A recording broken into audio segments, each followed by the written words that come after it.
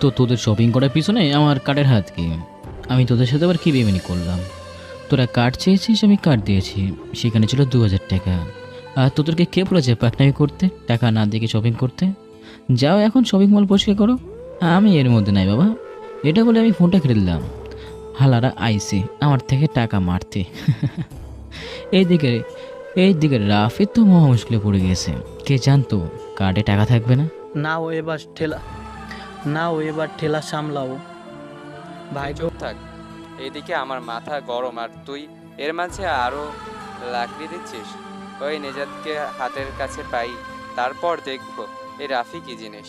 তারপরে রাফি মনে মনে আমাকে গালি দিয়ে নিজের মানিব্যাগ থেকে কার্ড বের করে পেমেন্ট করলো। তারপর তারা শপিং মল থেকে বের হয়ে গেল। আহারে দুলা ভাই, আপনাদের যে বোকা বানালো না, একদম দেখার মতো।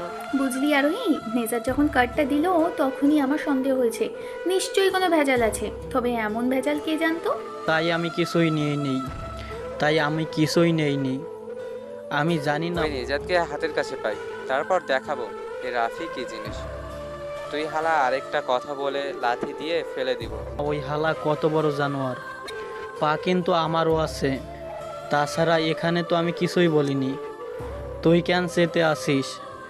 তোকে তো এ সুন্দরী আপুরা, যদি আমাকে বকেও না তাহলে আমার গায়ে লাগবে, কিন্তু তুই শালা আরেকটা কথা বললে আমি কিন্তু ফেলে দেবো। এই দুই আপু বলছে, আমি না। আয় লাতি দে।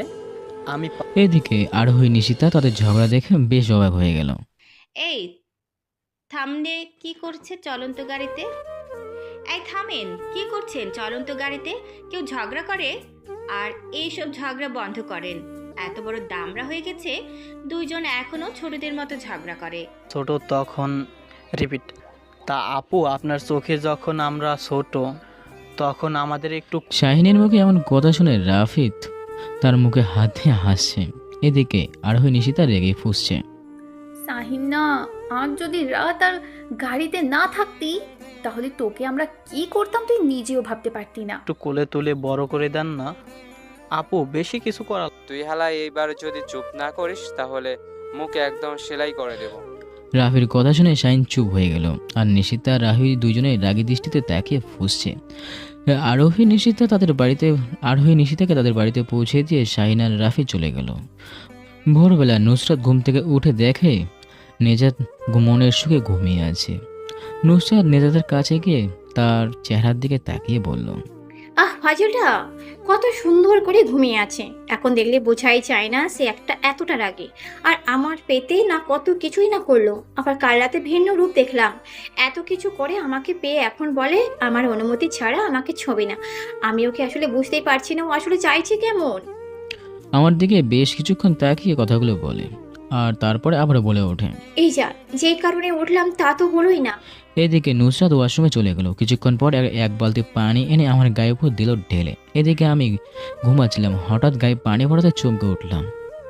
একবারে আমার ঘুমটা ভেঙে গেল, এক লাফে দাঁড়িয়ে গেলাম। এদিকে আমার এমন অবস্থা দেখে নুসরাত হাসতে হাসতে শেষ। আমি নিজেকে আর একবার নুসরাত দিকে তাকিয়ে দেখি আমার বউটা মনের সুখে হাসছে। আমি নুসরাতের হাসি দিকে সব কিছু ভুলে গিয়ে তার হাসির দিকে একদৃষ্টিতে তাকিয়ে আছি।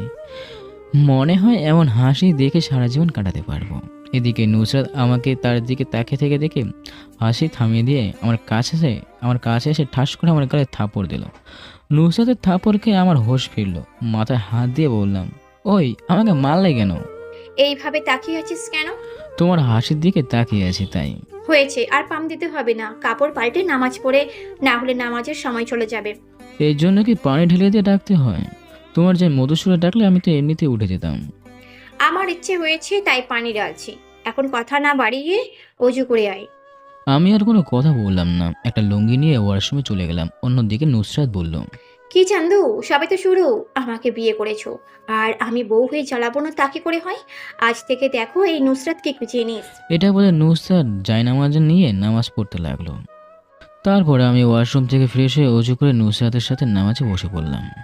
আমি নামাজ শেষ করতেই নুসরাত বলে উঠল, একটু বস, আমি আসছি।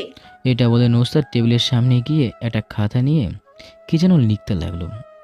একটু পর আমার কাছে এনে লিস্টটা দিয়ে বলল, যা এগুলো নিয়ে আয়। এগুলো কি? আমার কথা বলতে দেরি, কিন্তু নুসরাতের থাপ্পড় মারতে দেরি হলো না।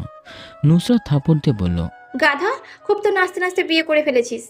তা বিয়ের পর যে সংসার করতে হয় এটা জানিস না? আমি নুসরাতের দিকে তাকিয়ে বললাম, জানি, তবে তোমার রাগী চেহারাটা দেখতে ভালোই লাগে। আর একটা কথা বলবি তো আর একটা থাপ্পড় দেবো। সারাক্ষণ লুচ্চামির ধান্দায় থাকে বেটা লুচ্চা। এতক্ষণ তো লুচ্চামি করতে পারলাম না, তাই লুচ্চামি করার ধান্দায় থাকি। কি বললি কুত্তা? আমার পায়ে গিয়ে আমি লুঙ্গি পরে দিলাম দৌড়। আমার এমন দৌড়ানো দেখে নুসরাত পিক করে হেসে দিয়ে বলে, পাগল একটা। তারপর নুসরাত ঘরে চলে গেল আর গোছাতে লাগলো। অন্যদিকে এই রাজীব, রবিউল কোথায়? রাজীব হলো কিং খানের একজন বিশ্বস্ত লোক। জি বস, ভাই তো ওই সিক্রেট অফিসারদের খোঁজে ব্যস্ত। ও আচ্ছা, আজকে 20 কোটি টাকার মাল আসবে, সাবধানে আনবে মালগুলো। আমি অনেক কষ্টে ডিলটা করেছি, আর ওই মালগুলো কিন্তু অনেক পাওয়ারফুল। বস, আমরা নিয়ে আসব, তাতে পুলিশ সমস্যা করলে? তো তোদের হাতে ওগুলো কি লুডো খেলার জন্য দিয়েছি? যে সামনে আসবে উড়িয়ে দিবি, দেখার টাইম নেই। আর ওই হালার অফিসারদের আমি নিজে বের করব, আর মাত্র কয়েকদিন যাক। এদিকে আমি নুসরাতের দেওয়া লিস্টে সব কিছু নিয়ে বাসায় ফিরে কলিং বেলে বাজেতেই নুসরাত এসে দরজা খুলে দিল। তারপর আমি সব কিছু বাজাগুলো করে রেখে সোফায় এসে বসলাম। তারপর বললাম, ওগো আমার রাগী সিনের বউ, আমার জন্য কি এক গ্লাস পানি নিয়ে আসবে? নুসরাত রান্নাঘর থেকে বলে ওঠে। টেবিলের পাশে আছে, নিয়ে খাও। আমি দেখছি সত্যি পানি আনছে, কিন্তু আমার উদ্দেশ্য আমার বউটাকে একটু রাগানো। আমার গায়ে পানি ঢালানোর মজা আমি হালকা হলেও তোমাকে বোঝাবো শোনা। আরে এগুলো ভালো না, তোমার হাতে নিয়ে আসো না। এইদিকে নুসরাত আবার রেগে উঠে বলল, শয়তান, আমারে ঝালানোর চিন্তায় আছিস তাই না? দাঁড়া, তোকে পানি খাওয়াচ্ছি। এটা বলে গ্লাসের পানির মধ্যে 3 চামচ লবণ ঢেলে দিল আর মেশালো। আর তখন আমাকে বলল, এমন পানি খাওয়াবো যে আর কখনোই আমার হাতে পানি খাওয়ার নাম নিবি না। নুসরাত হাতে করে পানির গ্লাস নিয়ে এসে আমার কাছে এসে বলল। এই নিন স্বামী, পানি খেয়ে আমাকে উদ্ধার করেন। আমি একটা হাসি দিয়ে হাত বাড়ালাম পানির গ্লাস নিতে, কিন্তু আমি সেই হাত দিয়ে নুসরাতের হাত ধরতেই আর একটা হাত ধরতেই পানি গ্লাসটা টেবিলের পাশে রাখলাম। এদিকে নুসরাত বলল, এই ফাজিল, হাত ছাড়ানো। আমি কিছু না বলে নুসরাতকে একটানে আমার কোলে এসে বসালাম। তাকে জোরে ধরে বললাম, জানো, আমার পানি খেতে না, তোমাকে আদর করতে ইচ্ছে করছে। আমার না আদর দিতে না, থাপ্পড় দিতে মন চাইছে। বেয়াদব কথাকার, খালি কুমতলব ঘুরে। বউ আমার আনরোমান্টিক হলো তো কি, কুমতলবে তো ঘোরাবো, তাই না? দেখ, সকাল সকাল মাথা গরম করবি না, অনেক কাজ বাকি আছে। ওকে, ছাড়বো, তবে আমাকে একটা চুমু দিতে হবে আর তুমি করে বলতে হবে। না, তোর মতো খাটাসকে আমার চুমু ওয়াক্থু ভাবলিস কি করে বমি আসে? আর আমি পিচ্ছি কাউকে তুমি বলি না। ও মা, তাই নাকি? তাহলে এই পিচ্ছির কেরামতি দেখাই তবে বেবি। এটা বলে নুসরাতের মাথায় ঘুরিয়ে আমার দিকে ফেরালাম। সাথে সাথে নুসরাত আমাকে কাভা গলায় বলল, দেখ, তুই এটা কিন্তু ভালো করছিস না। বউয়ের সাথে যা করবো তাই ভালো। এটা বলে তার মাথায় চুলের ভিতরে নাকটা গুজে দিলাম আর একটা হাত কোমরে রাখলাম। আমি আস্তে আস্তে তার মুখের সামনে আমার মুখ নিয়ে আসলাম। আমি এত কাছে আসাতে নুসরাতের চোখগুলো বন্ধ করে নিল। সে নিস্তব্ধ হয়ে গেল। তার বুকের হার্টবিট যেন বেড়েই চলেছে। এদিকে আমি তাকে একদম আমার কাছে নিয়ে আসলাম। তারপর তার কপালে একটা চুমু দিলাম, গালে একটা চুমু দিলাম।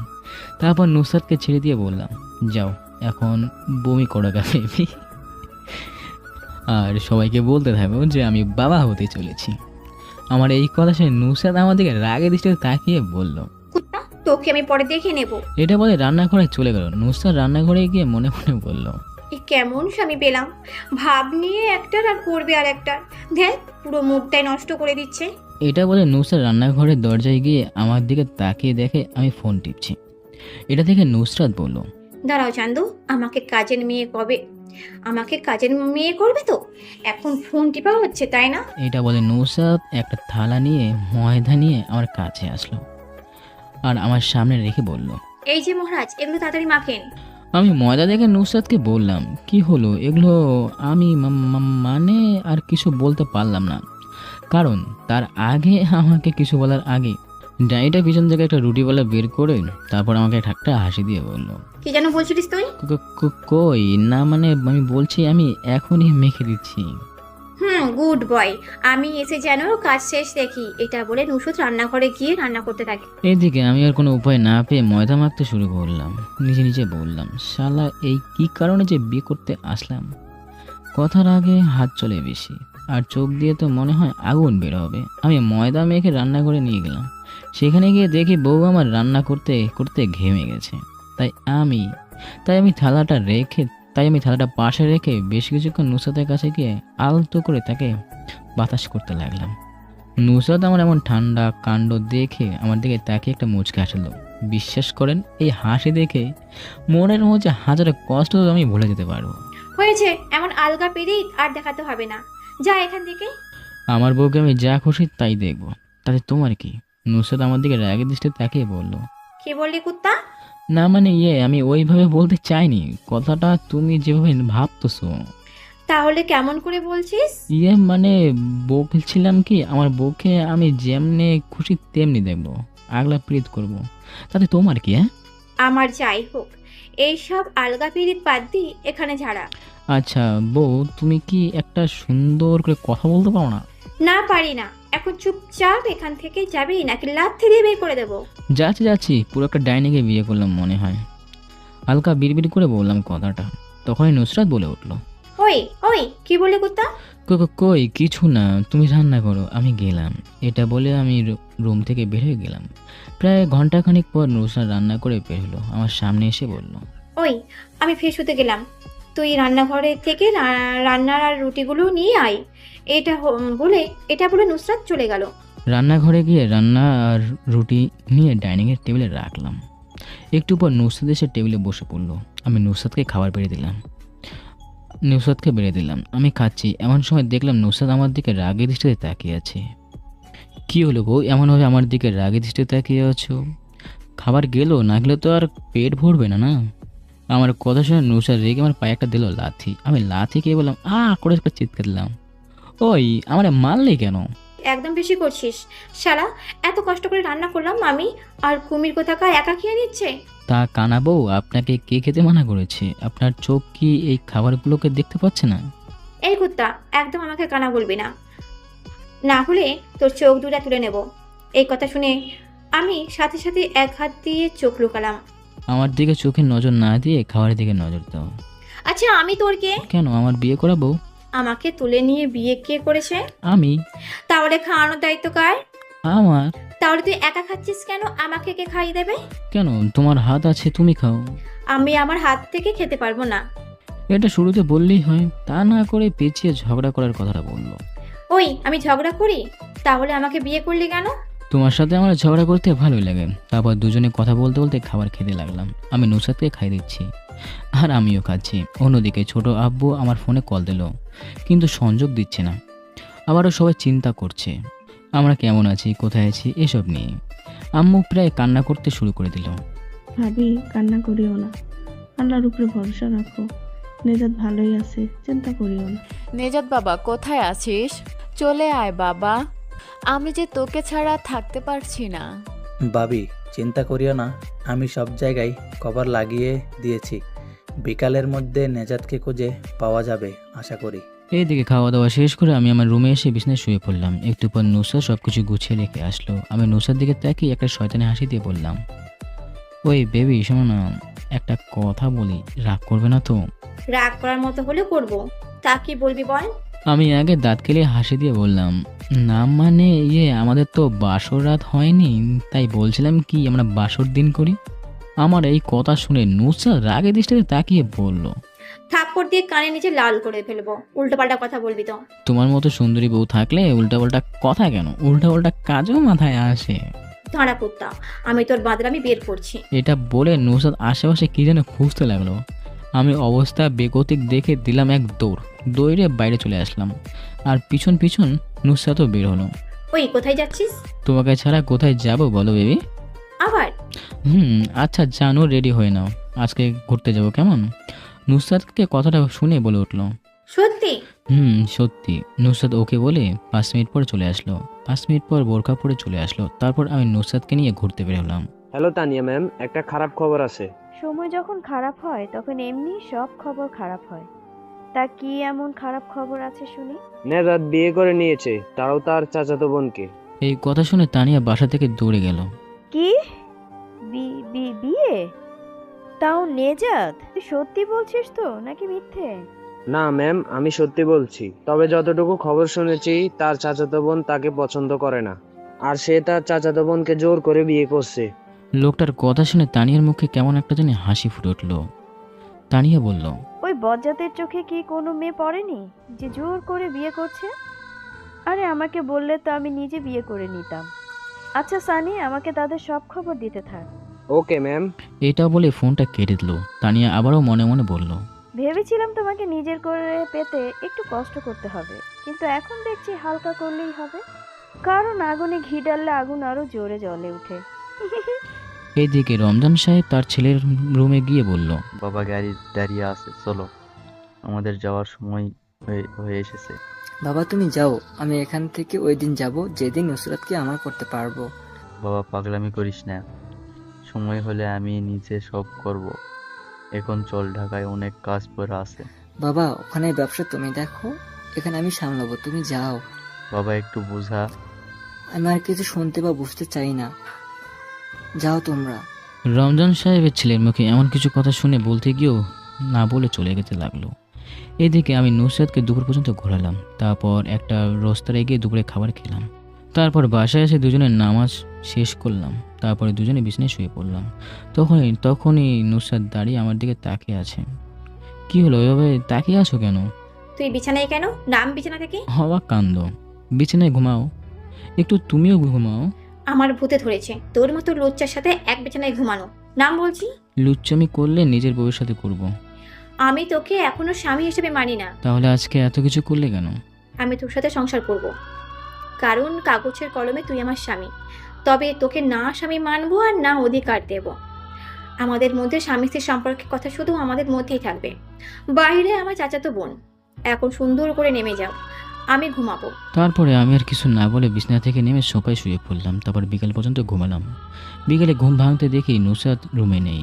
আমি রুম থেকে বের হয়ে দেখি নুসরাত টিভি দেখছে। আমি নুসরাতের সামনে গিয়ে বললাম, যাও গিয়ে রেডি হও। কেন? গেলে দেখতে পারবে, যেটা বলছি ওটা করো। আমার কথা মতো নুসরাত রেডি হয়ে আসতেই আমি নুসরাতকে নিয়ে বেরিয়ে পড়লাম। রিক্সা চলছে তার আপন গতিতে, আর আমি নিস্তব্ধ হয়ে সেই গতি অনুভব করার চেষ্টা করছি। হঠাৎ করে একটা চিৎকার শুনতে পেলাম, আর আস্তে আস্তে রিক্সা থামিয়ে দিল চাচা। সামনের দিকে তাকিয়ে দেখি একটা মেয়ে রিক্সার সামনে পড়ে আছে। আমি দৌড়ে নেমে হাঁটু করে বসে পড়লাম। আপু আপনি ঠিক আছেন তো?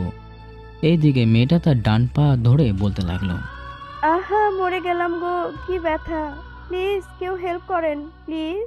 মেয়েটার এমন কান্না শুনে চারপাশের লোক চলে আসলো। তখন আমি বলে উঠলাম, চাচা ওনাকে একটু ধরেন, রিক্সা নিয়ে হাসপাতালে নিয়ে যেতে হবে। তারপর আমি আর রিক্সা চালক মামা মেয়েটাকে তুলতে দেখি মেয়েটার পাড় দিয়ে রক্ত বেরোচ্ছে। এইদিকে মেয়েটার রক্ত দেখে সাথে সাথে জ্ঞান হারিয়ে ফেলে আমার দিকে ঢলে পড়ে। বাবা মেয়েটা তো অজ্ঞান হয়ে গেল, এখন কি করা যায়? চাচা আমি রিক্সায় তুলছি, দাঁড়ান। এটা বলে আমি মেয়েটাকে কোলে নিতে মেয়েটার চেহারা দেখি কেমন যেন চেনা চেনা লাগছে। আগে কোথাও যেন দেখেছি মনে হচ্ছিল, বাট মনে পড়ছে না। আমি এত কিছু না ভেবে মেয়েটাকে অনেক কষ্টে কোলে করে নিয়ে রিক্সা তুললাম। তারপরে নুসরাতকে খুঁজতে লাগলাম। আমি দেখি নুসরাত পাশে দাঁড়িয়ে সব কিছু দেখছে। আমি নুসরাতকে ডাকতে নুসরাত আমার কাছে চলে আসলো। বলো কি বলবা? তুমি আপুটাকে নিয়ে হাসপাতালে নিয়ে যাও, আমি পিছন পিছন আসছি। না না না না, তুই যেভাবে ধরে আছিস ওইভাবে যা, আমি এখানেই আছি। আমি নুসরাতের কথায় কিছুই বুঝতে পারছি না। মেয়েটাকে ধরতে সে একটু রাগ করছে। দেখো এমন কথা বলার সময় নেই, তুমি আপুটাকে নিয়ে হাসপাতালে যাও। তারপরে আমি নেমে গেলাম। নুসরাত উঠে পড়লো। তারপর মেয়েটাকে নিয়ে হাসপাতালে যেতে লাগলো। এদিকে আমি আর একটা রিক্সা নিয়ে তার পিছন পিছন যেতে লাগলাম। কিছুক্ষণ পর হাসপাতালে এসে রিক্সা থামলো। তারপর দুজন ওয়ার্ড বয় এসে তারপর মেয়েটাকে স্টেজে করে হাসপাতালের ভিতরে নিয়ে চলে গেল। তারপরে মেয়েটাকে কেবিনে নিয়ে গেল। সাথে সাথে ডাক্তার ঢুকলো। একটু পর নুসরাত বলে উঠলো, এখন তো মেয়েটাকে আনা হয়েছে, তাহলে চল আমরা যেখানে যেতেছিলাম সেখানে যাই। আচ্ছা তোমার এতটুকু কি মনুষ্যত্ব নেই? একটা মেয়ে আমাদের গাড়ির সামনে অ্যাক্সিডেন্ট করলো, তাকে এখন চিকিৎসা দেওয়ার দায়িত্ব আমাদের, আর তুমি কি বলছো? ওই রাখ তোর জ্ঞান দেওয়া। আমাদের দায়িত্ব হাসপাতালে আনার, আমরা এনেছি, এখন বাকি দায়িত্ব ডাক্তারদের। চল। তুমি চুপ থাকো। ডাক্তার যতক্ষণ কিছু বলছে না ততক্ষণ পর্যন্ত এখান থেকে যাওয়ার কোনো প্রশ্নই আসে না। আমার কথা শুনে নুসরাত কিছু বলল না। এইদিকে চাচা আমাকে বলতে লাগলো, বাবা এখন আমার কি হবে? আমার তো দোষ নেই, মেয়েটা হট করে আমার রিক্সায় চলে এসেছে। কিন্তু বাবা যদি কি... চাচা আপনি কোনো চিন্তা করবেন না, আপনার কিছু হবে না। এখন আপনি চলে যান, আমরা এখানে আছি। কিন্তু বাবা আমি তো তোমাদের এখনো পৌঁছে দিতে পারলাম না। আমি বলছি না কিছু হবে না। আর হ্যাঁ, এই নিন ভাড়া, আর আপনি বাসায় চলে যান। সমস্যা নেই চাচা, আপনি চলে যান। তারপরে চাচা আর কিছু না বলে বিদায় নিয়ে চলে গেল। প্রায় ঘন্টাখানিক পর ডাক্তার রুম থেকে বের হতে আমি ডাক্তারের কাছে গিয়ে বললাম, স্যার রোগীর কি অবস্থা? চিন্তার কোনো কারণ নেই, পাটা হালকা মচকে গিয়েছে, আর একটু কেটে গিয়ে ওটা ওয়াশ করে ব্যান্ডেজ করে দিয়েছি। এখন কি আমরা দেখা করতে পারবো? পারবেন, চাইলে নিয়েও যেতে পারবেন, সমস্যা নেই। এটা বলে ডাক্তার চলে গেল। তারপর আমি আর নুসরাত কেবিনে ঢুকতে দেখি মেয়েটা হেলান দিয়ে বসে আছে। আমি মেয়েটার কাছে গিয়ে বললাম, কেমন আছেন এখন? মেয়েটা আমার দিকে তাকিয়ে বলল, ভালো আছি। আপনাদের অনেক ধন্যবাদ আমাকে হসপিটালে নিয়ে আসার জন্য। আরে না না, এটা আমাদের দায়িত্ব। তখনই মেয়েটা বলে উঠলো, আচ্ছা আপনি সিটি কলেজে পড়েন না মনে হয়? পড়ি। আপনি হয়তো আমাকে চিনতে পারেননি, ওই যে সেদিন, ওই দিন আপনার সাথে ধাক্কা লাগলো। নুসরাতকে নিয়ে হাসপাতালের নিচে থামলাম।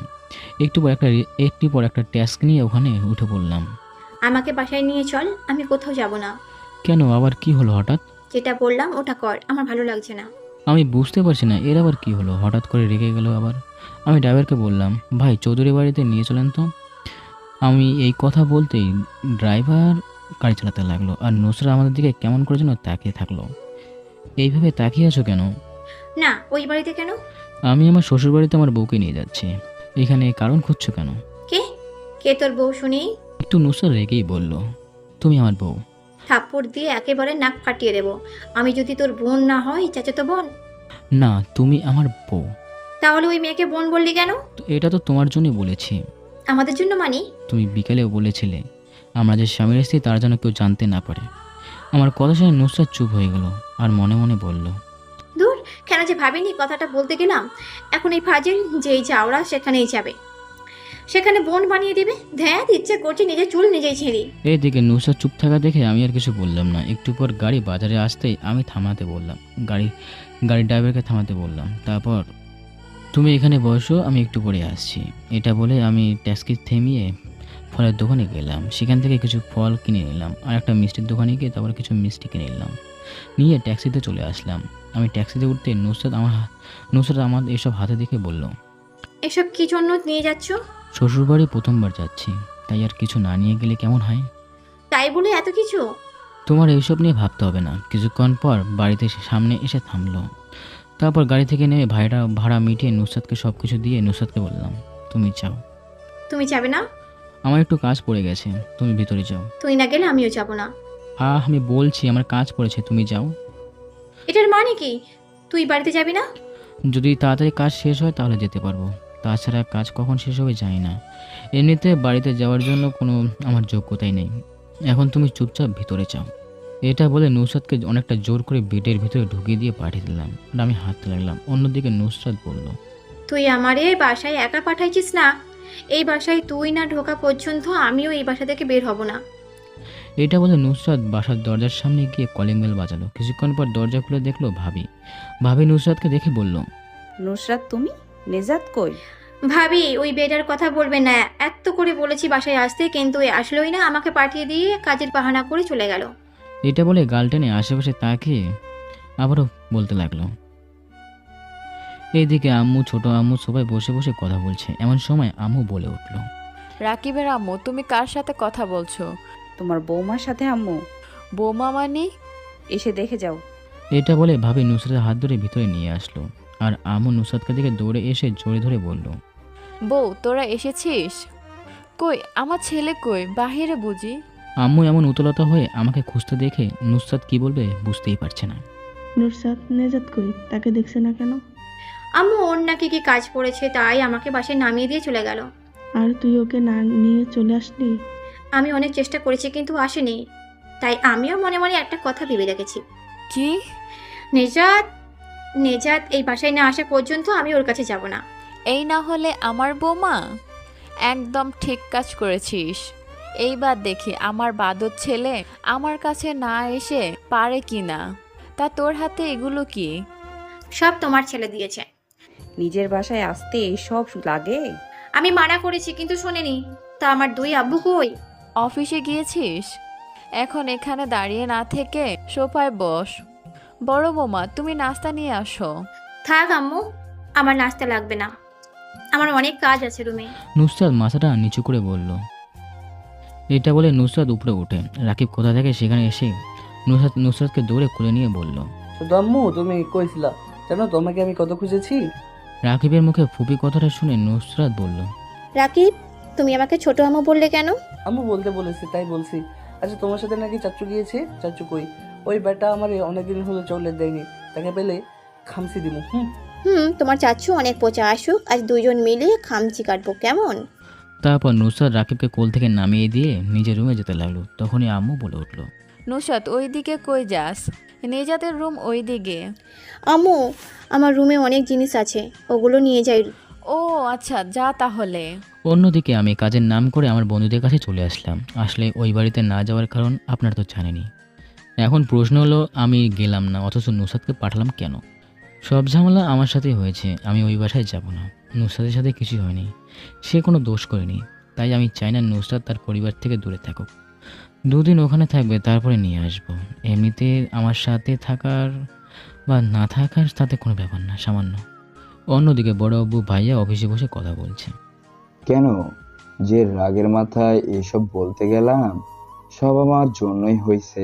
না বাবা, সব আমার জন্য হয়েছে, আমি বেশি করে ফেলেছি। দোষ দুজনেই করছি। আব্বু। তারা বাপ ছেলে কথা বলছিল, তখনই ছোট আব্বু বলে উঠল, ভাইয়া, রিফাত নুসরাত বাসায় এসেছে। ছোট আব্বুর কথা শুনে ভাইয়া আব্বু খুশিতে দাঁড়িয়ে গেল আর বলল, রফিক, তাহলে চল, তাড়াতাড়ি আমার ছেলের সাথে কথা বলতে হবে। কিন্তু নেজাত আসেনি। এই কথা শুনে আব্বুর মুখটা কালো করে ফেললো আর বলল, আজ আমার জন্য আমার ছেলেটা রাগ করে নিজের বাসায় আসে না। আরে আব্বু, এখন এইসব বলার সময় না, আগে বাসায় চলো তো। চল। এটা বলে তারা 3 জন অফিস থেকে বের হয়ে বাড়ির উদ্দেশ্যে রওনা হলো। এদিকে সিফাত কাকে জানি কল দিয়ে বলল, কিরে কিছু কি খোঁজ পেলি? কার সাথে প্রেম করে বা কাকে পছন্দ করে? ওই পাশ থেকে বলে উঠল, আসলে স্যার তাদের প্রেম নয়, বিয়েও হয়েছে। এই কথা শুনে সিফাত দাঁড়িয়ে গেল আর রেগে কটমট করে বলল, কে কাকে বিয়ে করছে তার সকল ডিটেলস আমাকে দে। স্যার সে তার চাচাতো ভাইকে বিয়ে করছে। এইসব কথা শুনে সিফাত আরো রেগে তার হাতের মুষ্টিটা বন্ধ করে নিল। তার সকল ইনফরমেশন সব আমাকে রাতের মধ্যে দিবি। এটা বলে ফোনটা কেটে দিল সিফাত আর মনে মনে বলল, আমার কলিজায় হাত দিয়েছে, তোকে তো আমি ছাড়বো না। এইদিকে রাত হয়ে গেল, এখন আমি বাসে আসছি না দেখে আম্মু নুসরাতের কাছে গিয়ে বলল, নুসরাত মা, রাত 9টা বেজে গেছে, এখনো নেজাত আসলো না, তুই একটু দেখ না। ওকে আম্মু, আমি দেখছি। এই বলে নুসরাত আমাকে কল দিতে লাগলো। এদিকে আমরা 3 বন্ধু মিলে রাস্তায় বসে আড্ডা দিচ্ছি। হঠাৎ ফোনটা বেজে উঠলো, হাতে নিয়ে দেখি নুসরাত। কল রিসিভ করতে বললাম, বলো। তুমি কোথায়? বাসায় আসবে না? না, এখনো কাজ শেষ হয়নি। দেখো, আমি জানি তোমার কোনো কাজ নেই, তাই বলছি সুন্দর করে বাসায় চলে আসো। ওই বাড়িতে যাওয়ার যোগ্যতা বা অধিকার আমার কোনোটাও নেই, তাই যাব না। আমার কথা শুনে নুসরাত কি বলতে যাবে তার আগে আম্মু নুসরাতের হাত থেকে ফোনটা নিয়ে বলল, বাবা নেজাত, তোর কি আমার কথা একটুও মনে পড়ে না? এই বলে কান্না করে দিল। আম্মুর কণ্ঠ শুনে বললাম, আম্মু তুমি কেমন আছো আম্মু? ভালো নেই বাপ, তোকে ছাড়া একদম ভালো নেই। বাবা বাসা আয় না, তোকে না দেখে যে মন কেমন কেমন করে। আম্মু কি আর করবো বলো, আমি যে ওই বাড়িতে যেতেই পারবো না। তোর ওই মায়ের কান্না দেখেও তুই আসতে পারবি না? আম্মু তুমি কান্না করো না প্লিজ, একটু বোঝার চেষ্টা করো। বুঝি, তোকে আর বুঝতে হবে না। তুই যদি এই বাসায় না আসিস তো আমি আর খাবার খাবো না। এটা কি বলছো আম্মু? এমন করছো কেন?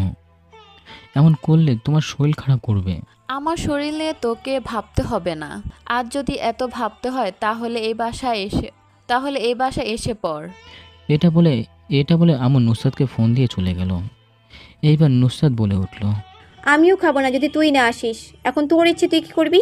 এটা বলে ঠাস করে ফোনটা কেটে দিল নুসরাত। আমি ফোনটা পকেটে রেখে মুখটা কালো করে নিতেই শাহিন বলল, লাগবে না, একটু আদর করলেই হবে। ভাই আর বলিস না, আম্মু ফোন করে বললো বাসায় না গেলে নাকি খাওয়া বন্ধ করে দেবে, সাথে নুসরাতও।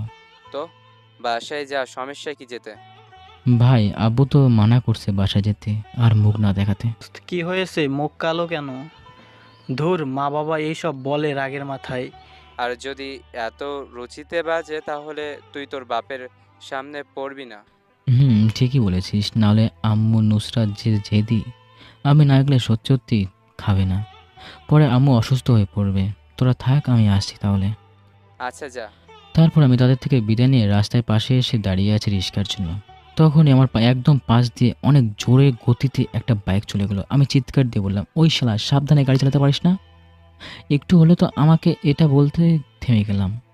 আমার নিজের পেটের দিকে তাকিয়ে দেখি আমার পেট দিয়ে অনেক রক্ত বেরোচ্ছে, আর আমি বুঝতে পারছি না বাইক থেকে কেউ একজন আমাকে আঘাত করেছে, আর আমি কিছুই ভাবতে পারছি না। সাথে সাথে রক্ত জোর দিয়ে চিৎকার দিয়ে আমি জ্ঞান হারিয়ে ফেললাম। এইদিকে আব্বু, ছোট আব্বু সবাই বসে আছে। কি হলো? এত রাত হলো এখনো নেজাদের আসার খবর নাই? আচ্ছা, আমি দেখছি।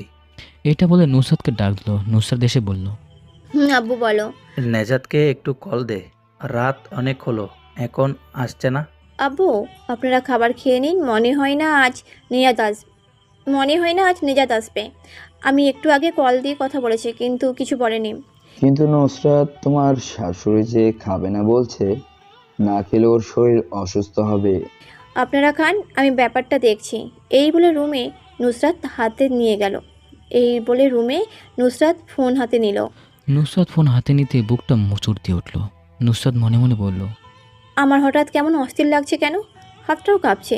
নিজেদের কিছু হলো না তো আবার? দূর কিসব আবল তাবল ভাবছি। এটা বলে কিছু না বলে আমাকে ফোন দিল। রিং হচ্ছে, তবে তুলছে না। এইভাবে 3-4 বার কল দিল, কিন্তু রিসিভ হচ্ছে না। নুসরাত অস্থিরতা হয়ে পড়ছে, তার বুকের হার্টবিট যেন বেড়ে গেল।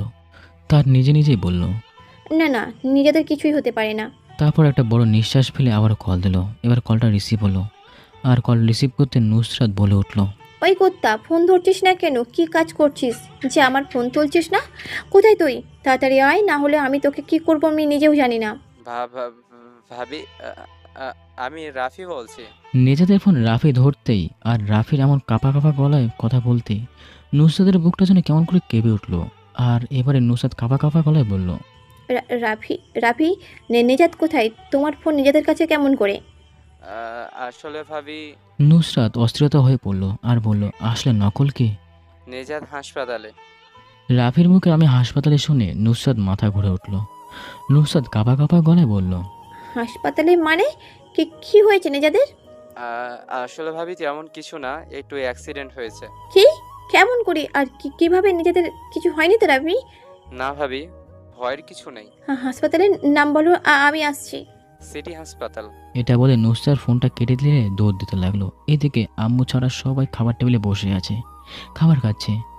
এমন সময় নুসরাতের এমন কান্না দেখে ভেজা মুখে অস্থিরতা হয়ে দৌড়ে সবাই আসলো। কিরে নুসরাত মা, এমন অস্থির হলি কেন? আর কান্না করছিস কেন? কি হয়েছে? নুসরাত ফুপাতে বলল, আব্বু, নিজেদের অ্যাক্সিডেন্ট হয়েছে। এটা শুনে সবাই দৌড়ে গেল। নুসরাত মা, কি বলছিস? আব্বু, আমি ঠিক বলছি। সিটি হাসপাতালে আছে, আমি যাচ্ছি। এটা বলে একটা দৌড় দিতে যাবে, তখনই আব্বু বলে উঠল, দাঁড়াও, আমরাও যাব। এটা বলে খাবার টেবিল থেকে উঠে আম্মু রুম থেকে বের হয়ে দৌড়ে এসে কান্না করলো। বলছে, আমার ছেলের কি হয়েছে? আমি আমার ছেলের কাছে যাব। তারপর সবাই মিলে গাড়িতে করে হাসপাতালের দিকে যেতে লাগলো। অন্যদিকে শাহিন রাফি আমাকে যেই কেবিনে নেওয়া হয়েছে সেই কেবিনের সামনে হাঁটাচলা করছে। এমন সময় ডাক্তার বের হয়ে রাফিকে আর শাহিনকে উদ্দেশ্য করে বলল, এসব কানে নিস না, বাসায় যা। দেখুন, ব্লেড দিয়ে আঘাত করাতে লম্বাতে বেশি কাটলেও ক্ষত বেশি গভীর না হওয়াতে তেমন ভয়ের কিছু কারণ নেই। আমরা সেলাই করে দিয়েছি, 1 ঘন্টা পর জ্ঞান ফিরবে, তারপর বাসায় নিয়ে যেতে পারবেন। আমরা কি এখন যেতে পারবো? না, জ্ঞান ফিরুক, আপনাদের নার্স এসে বলবে। এই বলে ডাক্তার চলে গেল। আর রাফি আর শাহিন একটা বড় নিঃশ্বাস ফেললো আর বসে পড়লো। একটু পর কোথা থেকে আম্মু দৌড়ে এসে রাফিকে বলল, বাবা, আমার ছেলে কোথায়? ও এখন কেমন আছে? রাফি, বলো না, নিজা কই? কেমন আছে? আন্টি একটু শান্ত হন। নেজাদ এখন ভালো আছে, একটু পর জ্ঞান ফিরিবে, তারপর কেবিনে যেতে পারবেন। রাফির কথা শুনে আম্মু আর নুসরাত শান্ত হলো আর ফুফাচ্ছে। বাবা অ্যাক্সিডেন্ট কেমন করে হয়েছে? ডাক্তার, আমার বন্ধু কেমন আছে? আতঙ্কটা না হয় তখনই আম্মু আব্বুর কলার ধরে বলল, সব তোর জন্য হয়েছে। তুই যদি আজ আমার ছেলেকে বাসার থেকে বের না করে দিতি, তাহলে আজ এমন একটা দিন দেখতে হতো না। আমার ছেলের যদি কিছু হয় আমি তোকে কখনো ছাড়বো না, বলে দিলাম। আম্মুর এমন কথা শুনে বাবা চুপ হয়ে আছে, কিন্তু বাবা কিছু বলছে না। এদিকে ভাবি এসে আম্মুকে ধরে বলল, আম্মু, এটা হসপিটাল, অনেক মানুষ আছে, একটু শান্ত হন, পরে না হয় এইসব দেখা যাবে। ভাবির কথা শুনে আম্মু একটু শান্ত হলেন, কিন্তু কিছু বললেন না। এদিকে প্রায় 1 ঘন্টা পর আমার জ্ঞান ফিরেছে। আমি চারপাশে তাকালাম, চারপাশে তাকিয়ে বুঝলাম আমি হাসপাতালে আছি। আমার জ্ঞান ফেরা দেখে নার্স বাইরে চলে গেল। রোগীর জ্ঞান ফিরেছে, চাইলে দেখা করতে পারেন। এদিকে নার্সের মুখে আমার জ্ঞান ফেরার কথা শুনে আম্মু দৌড়ে এসে আমার কেবিনে ঢুকলো আর আমাকে ডাকলো। তারপর পিছন পিছন ভাইয়া, ভাবি, নুসরাত, আব্বু সবাই ঢুকলো। এইদিকে আম্মু এসে আমার কাছে এসে জোরে ধরে কান্না করতে লাগলো। তোকে ছাড়া আমি কি করে থাকবো বল, একটু দেখে শুনে চলাফেরা করতে পারিস না? আম্মু, তেমন কিছু হয়নি, একটু ব্যথা পেয়েছি। বললেই হলো, তেমন কিছু হয়নি, আমি দেখছি। তোমার পেটের মাঝখানে ব্যান্ডেজ। এত রাত পর্যন্ত বাইরে থাকতে কে বলেছে? হ্যাঁ, ধুর, চিন্তা করো না তো, আমি সুস্থ হয়ে যাব। তা অ্যাক্সিডেন্ট হলো কি করে? রাফিদের সাথে আড্ডা দিয়ে আসার পথেই সামনে একটা বাইক কন্ট্রোল হারিয়ে আমাকে লাগিয়ে দেয়, তাই একটু ব্যথা পেয়েছি। আজ থেকে তোর রাত্রে বাইরে যাওয়া বন্ধ। আম্মুর কথা শুনে মাথা নাড়ালাম। তখনই খেয়াল করলাম বাবা, ভাইয়া, ছোট আব্বু আছে। তখনই ছোট আব্বু বলে উঠলো, আচ্ছা, এখানে আর কথা না বাড়িয়ে চল নেজাতকে বাসায় নিয়ে যাই। আমি ছোট আব্বুর মুখে বাসা যাওয়ার কথা শুনে রাফিকে বললাম, রাফি আমাকে ধরতো, আর শাহিন তুই একটু একটা রিক্সা ডেকে নিয়ে আয়। আমার কথা শুনে ভাইয়া রাফিকে ইশারা করে দিয়ে থামিয়ে দিল। আমাকে ধরতে আসলে আমি ওকে থামিয়ে দিয়ে বললাম, রাফি আমি তোকে বলেছি না? আর শাহিন দাঁড়িয়েছিস কেন, একটা ট্যাক্সি নিয়ে আয়। আমি ধরলে সমস্যা কি? আমার মতো কুলাঙ্গারকে আপনি কেন ধরেছেন? আপনার পবিত্র শরীর নোংরা হয়ে যাবে। আমার কথা শুনে ভাইয়া বুঝতে পারছে আমি এখনও অনেক রেগে আছি। তখন এই ছোট আব্বু আমাকে ধরে বলল, আমি ধরলে তো তোর সমস্যা নাই। না আব্বু। তারপর ছোট আব্বু আমাকে আমার বেড থেকে নামালো, আর তখন নুসরাত এসে আমার হাতটা ধরলো। আমি কিছু বললাম না। তারা দুজনে আমাকে ধরে রেখেছে আর আমি তাদের উপর ভরা দিয়ে হাঁটছি। তখন আমি বললাম, রাফি কাউন্টারে কত বিল হয়েছে দেখে আয় তো, যা দেওয়ার দিয়ে আয়। এটা বলতে আবু বলে উঠল, থাক রাফি, তোমাকে কষ্ট করে যেতে হবে না, আমি যাচ্ছি। তখন আমি বলে উঠলাম, রাফি তোকে না বলেছি আমার মতো কুলাঙ্গা ছেলের জন্য কারোর টাকা নষ্ট হোক, সেটা আমি চাই না। এটা কি বলছিস তুই? ও আমার ছেলে, আর আমার ছেলের চিকিৎসার টাকা দিতে গেলে কেন আমার টাকা নষ্ট হবে?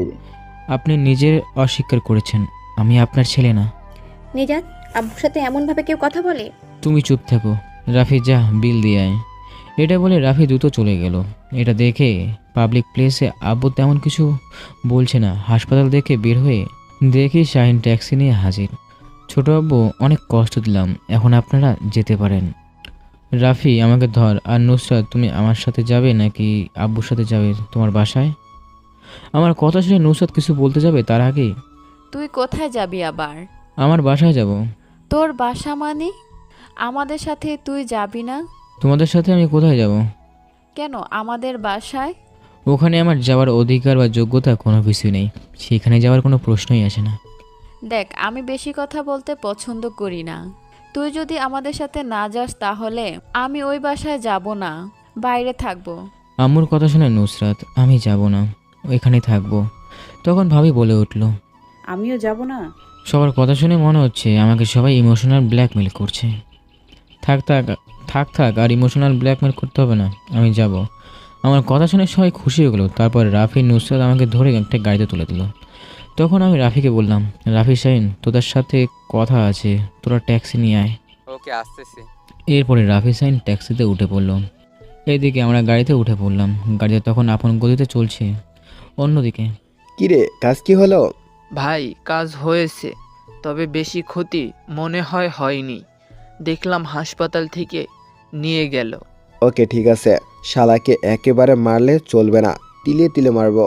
এটা বলে কলটা কেটে দিল। প্রায় ঘন্টাখানিক পর আমরা বাসায় এসে পৌঁছালাম। তারপর আমাকে ধরে রুমে নিয়ে গেল। আমি আমার রুমে নিয়ে আসতেই আব্বু ভাইয়া রুমে প্রবেশ করতে গেল। ছোট আব্বু তখনই বলল, ভাইয়া এখন থাক, কাল বা পরে এই বিষয়ে কথা বললে ভালো হবে।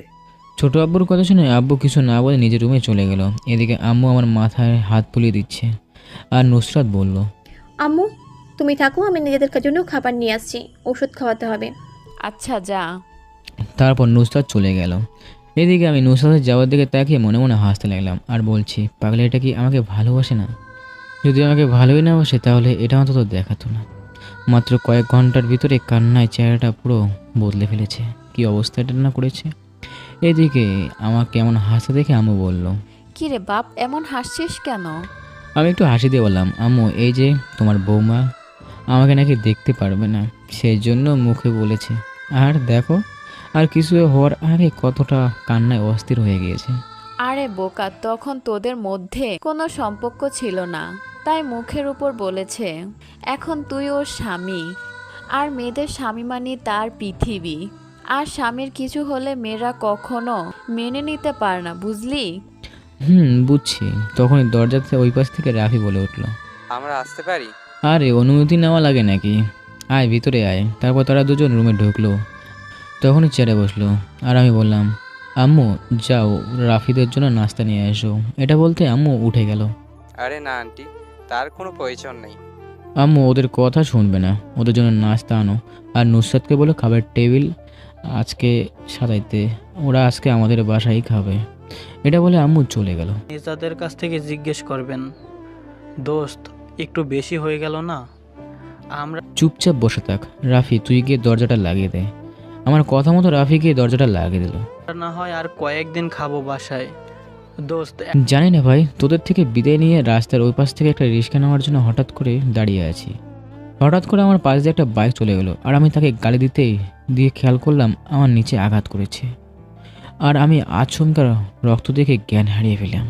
কিন্তু আমি হাসপাতালে কেমনে? আমরা আড্ডায় বসেছিলাম, এমন সময় তোর চিৎকার শুনে দৌড়ে তোর কাছে আসতে দেখি তুই রক্তাক্ত অচেতন অবস্থায় পড়ে আছিস। আমরা তেমন কিছু না ভেবে তোকে নিয়ে হাসপাতালে আসলাম। আচ্ছা ভাই, তোর কি বাইক নাম্বার মনে আছে? না, এত কিছু খেয়াল করিনি। এখন বল তোকে কারা মারতে চেয়েছে? বুঝলাম দোস্ত সব বের হয়ে যাবে, তবে আমি একটু সুস্থ হইনি। ওকে, শুধু কাছে পাই, তারপর দুনিয়া দেখা বন্ধ করে দেবো শালার। রাফির কথা শুনে কিছু বলতে যাব, তার আগে দরজায় ধাক্কার আওয়াজ পেলাম। রাফিকে দরজা খুলে দিতে দেখলাম নাস্তা নিয়ে আসছে ভাবি। ভাবি ভিতরে আসো, নিয়ে আসো। তারপর তারা দুজনে নাস্তা করে নিল। একটু পর আম্মু এসে তাদেরকে খাবারের জন্য ডেকে গেল। না না আন্টি, আজ না, অন্য দিন। চুপচাপ গিয়ে খাবার খা, আমি কোনো কথা শুনতে চাই না। আমার এক কথায় রাফি শাহিন চুপ হয়ে গেল। তারপরে তারা খাবারের টেবিলে গিয়ে বসলো। এদিকে নুসরাত আমার জন্য খাবার নিয়ে আসলো। নুসরাত খাবার টেবিলটা রাখতেই আমার হাত ধুয়ে দিল। আমার হাতটা ধুয়ে দাও। কেন তোর হাত ধুয়ে দেবো কেন? আমি খাবো না। কেন, আমার কি হাত নেই?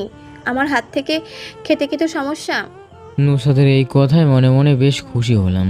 তারপরে বললাম, না সমস্যা নেই, তবে তুমি আমাকে পছন্দ করো স্বামী হিসেবে না, মানে তাহলে খাওয়াবে কেন? তোর কথা শুনে আমার কি করতে ইচ্ছা করছে জানিস? না বললে কেমনে জানবো শুনি?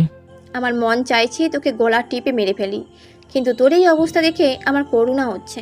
তাহলে তো চুপ, একদম চুপ। চুপচাপ খাইয়ে দিচ্ছে, খেয়ে নে। সারাদিন ব্যাচেলার মতন বক বক বক বক করবে। আমার মুখে আমি করব, তাতে তোমার কি? হ্যাঁ, ওটা সময় হলে বুঝবি, এখন হাঁ কর। তারপর আমি হাঁ করতেই নুসরাত আমাকে খাইয়ে দিচ্ছে। খাবারের এক পর্যায়ে মুখ ফসকে বলে ফেললাম, আপু তুমি খাবার খাইছো? বিশ্বাস করেন এই কথা বলতে নুসরাতের রিয়াকশন দেখে আমি তো অবাক হলাম। দেখলাম বউ আমার রেগে চোখ মুখ লাল করে ফেলেছে, দাঁত কটমট করে ফেলেছে, আর শক্ত কণ্ঠে আমাকে বলল, বেঁচে গিয়েছিস অসুস্থ থাকতে, না হলেও যে মুখ দিয়ে আপু বলছিস সেই মুখে ভেঙে আমি রাখতাম। নুসরাতের কথা শুনে তাড়াতাড়ি করে গাল দুটোতে হাত দিলাম। আমার এমন কাণ্ড দেখে নুসরাত একটা হাসি দিয়ে দিল। আমিও তার দিকে তাকিয়ে দাস খেলানো হাসি দেখলাম। হাঁ কর। আমি হাঁ করতেই নুসরাত খাইয়ে দিল, কিন্তু এবার আর আগের মতো যত্ন করে খাওয়ালো না, অনেকটা রেগে জুড়ে খাওয়া দিল। এটা বুঝে মনে মনে বললাম, ভাগ্য ভালো অসুস্থ ছিলাম, নাহলে এই ডাইনি যে রাগী আজকে যে আমার কী করতো মনেই জানে। হয়তো সুস্থ থাকলে আমাকে অসুস্থ করে দিত। তারপর নুসরাত আমাকে খাইয়ে দিয়ে মুখ মুছে দিয়ে প্লেটটা নিয়ে চলে গেল। আর তখনই রাফি শাহিন আসলো। দোস্ত তোরা ভালো করে খেয়েছিস তো? না, তোকে মারার চেষ্টা আবার কি করলো? দেখছি। আচ্ছা দোস্ত, আমরা না তারপর তারা আমার কাছ থেকে বিদায় নিয়ে আম্মুর কাছ থেকে বিদায় নিয়ে চলে গেল। এইদিকে এমপির মেয়ে তানিয়া তার রুমে আসলো, পাশে আছে তার আম্মু। তোকে এতবার বলি গাড়ি নিয়ে চলাফেরা করতে, কিন্তু করিস না। যদি গাড়ি নিয়ে চলাফেরা করতি তাহলে আজকের এই দিনটা কি দেখতে হতো? তানিয়া একটু বিরক্ত সুরে বলল, মা, যেটা হয়েছে ভালো হয়েছে। যদি এমনটা না হতো আজকে তো কোলে উঠতে পারতাম না। শেষ কথাটা একটু আস্তেই বলল। কি বিড়বিড় করছিস বলতো আমার? তেমন কিছু না, তুমি এখন রুমে যাও, আমি ঠিক আছি। না, তোকে রেখে রুমে যেতে পারবো না। তোমাকে যেতে বলছি, মানে যাও।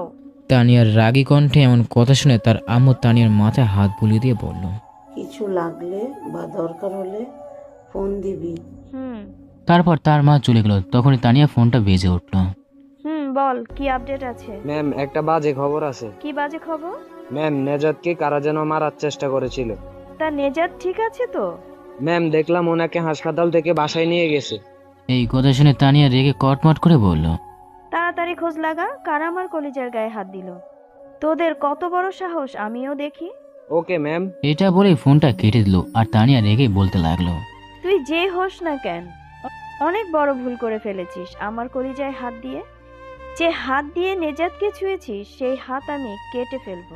এদিকে নুসরাত কিছুক্ষণ পর রুমে এসে ওষুধ হাতে নিয়ে বলল, নাও এগুলো খেয়ে নাও। আমি ওষুধ নিয়ে খেয়ে ফেললাম। শুয়ে পড়ো, আমি ফ্রেশ হয়ে আসছি। এটা বলে নুসরাত ওয়াশরুমে চলে গেল। এদিকে আমি ক্লান্ত থাকায় চোখ দুটো বন্ধ করে রাখলাম, তবে ঘুমাইনি। এদিকে নুসরাত ফ্রেশ হয়ে বিছনার দিকে তাকিয়ে দেখে আমি ঘুমিয়ে আছি। এমন নিষ্পাপ হয়ে ঘুমাচ্ছে যেন মহারাজা কিছুই জানে না, কিছুই বোঝে না। এই বাঁদরের চেহারা দেখলে আমার বুঝতে সমস্যা হয় যে এই ভোলা ভালা গুলুমুলু দেখতে মানুষটা আমাকে বিয়ে করতে পুরো পরিবারের বিরুদ্ধে চলে গেছে। আমি বুঝি না এই ফাজিলটা আমার মধ্যে কি এমন দেখলো যে আমাকে এতটা ভালোবাসে। আমার দিকে তাকিয়ে এসব কথা মনে মনে বলতে বলতে আমার কাছে চলে আসলো নুসরাত। তারপর নুসরাত আমার কাছে এসে গায়ে একটা হাত দিল, আমার পাশে বসলো, আমার দিকে তাকিয়ে থাকলো আর বলতে লাগলো, এই মানুষটা আমাকে এমনভাবে টানছে কেন? তাকে দেখলেই মন চায় সারা জীবন দেখে যায়। আচ্ছা, আমি কি তাহলে নিজেকে ভালোবাসতে শুরু করলাম? যদি ভালো না বাসি তাহলে ওই মেয়েকে সাহায্য করার কথা বলতে কেন এত রাগ হলো? আমি বুঝছি না এই ছেলেটা আমাকে ওর প্রতি কীভাবে আসক্ত করলো। এটা কি কয়দিনে করলো নাকি আরও আগ থেকে? হয়তো আগ থেকে, তখন হয়তো অনুভূতিটা বুঝতে পারিনি। আচ্ছা, পাগলটা এখন ঘুমাচ্ছে, যদি ওর কপালে একটা পাপিয়ে দিই।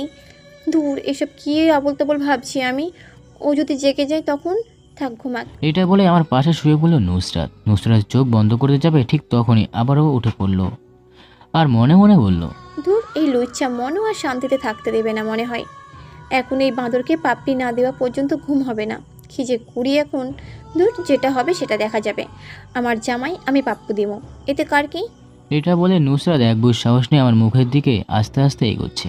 এদিকে আমার চোখ বন্ধ থাকায় আমার মস্তিষ্ক বলছে আমার একদম কাছে কেউ একজন আছে। তবে আমি চোখ খুললাম না, কারণ আমার রুমে নুসরাত ছাড়া আর কেউ নেই। কাছে আসলে আমার বউই কাছে আসবে। আমি এইসব চিন্তা করছি, হঠাৎ অনুভব করলাম আমার কপালে কারো ঠোঁটের স্পর্শ। আমি হালকা করে কেঁপে উঠলাম, কারণ নুসরাতের নরম ঠান্ডা ঠোঁট আমার শরীরে স্পর্শ করছে। মনে হচ্ছে বিদ্যুৎ বয়ে যাচ্ছে আমার শরীরের উপর দিয়ে। তারপর নুসরাত আমাকে একটা পাপ্পি দিয়ে আমার নাকের সাথে নাক ঘষিয়ে আলতো করে লাগিয়ে আস্তে আস্তে করে বলল, তোমাকে আপনি করে পেয়েছি তোমার ইচ্ছে যে ভালোবাসার কারণে, আর সেই ভালোবাসা আগলে রাখার দায়িত্ব আমি নিচ্ছি। তুমি আমাকে আগলে রেখে তোমার ভালোবাসার প্রমাণ দিয়েছো, এখন আমি তোমাকে আগলে রেখে আমার স্বামীকে ভালোবাসার প্রমাণ দেব। এটা বলে নুসরাত আমার পাশে শুয়ে চোখ দুটো বন্ধ করে রাখলো। এদিকে আমার তো এসব কথা শুনে খুশিতে নাচতে মন চাচ্ছে, তবে অসুস্থ থাকায় আমি কিছু করতেও পারছি না। এখন ইচ্ছে করছে নুসরাতকে জোরে ধরে এই বুকের সাথে মিশিয়ে নেই, তবে হয়তো পরিস্থিতির জন্য পারছি না। এইদিকে নিজের চুল নিজেই ছিঁড়তে ইচ্ছে করছে। কেন যে রাত করে বাসায় ফিরতে আসতে হলো, বেটা লাখটাই খারাপ যাচ্ছে। এসব ভাবতে ভাবতে ঘুমিয়ে গেলাম।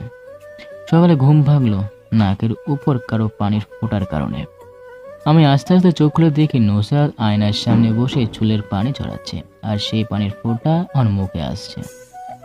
আমি চোখটা একটু মুছতেই খেয়াল করলাম নুসরাত একটা কালো রঙের থ্রি পিস পরেছে। এতে নুসরাতকে দেখে মনে হচ্ছে মাশাআল্লাহ অনেক সুন্দর লাগছে, আর ইচ্ছে করছে এখনই পিছন থেকে গিয়ে যায় জড়িয়ে ধরি, তার ভেজা চুলের ভিতরে মুখ ঢুকিয়ে দিই। কিন্তু আমার এই পোড়া কবলে কি এই ইচ্ছেটা আছে? শালা ওই হালারে যদি একবার কাছে পায় তাহলে দেখাতাম আমাকে মারার কি পরিণাম হয়। শালার জন্য আজকে আমার বউয়ের কাছে যেতে পারছি না। ধুত তেরি। এইদিকে নুসরাত খেয়াল করলো আমি তার দিকে এক দৃষ্টিতে তাকিয়ে আছি, আর তখনই নুসরাত একটা মুচকি হাসি দিয়ে বলল, ওই এইভাবে আমার দিকে তাকিয়ে কি দেখছিস? হ্যাঁ, নুসরাতের এমন কথা শুনে আমি প্রথমে একটু দাঁত কেলিয়ে একটা হাসি দিলাম। তারপর বললাম, এইভাবে কোনোদিন সামনাসামনি দেখিনি এই পেতনিটাকে, তাই আর কি ওইভাবে দেখছিলাম এই পেতনিটাকে।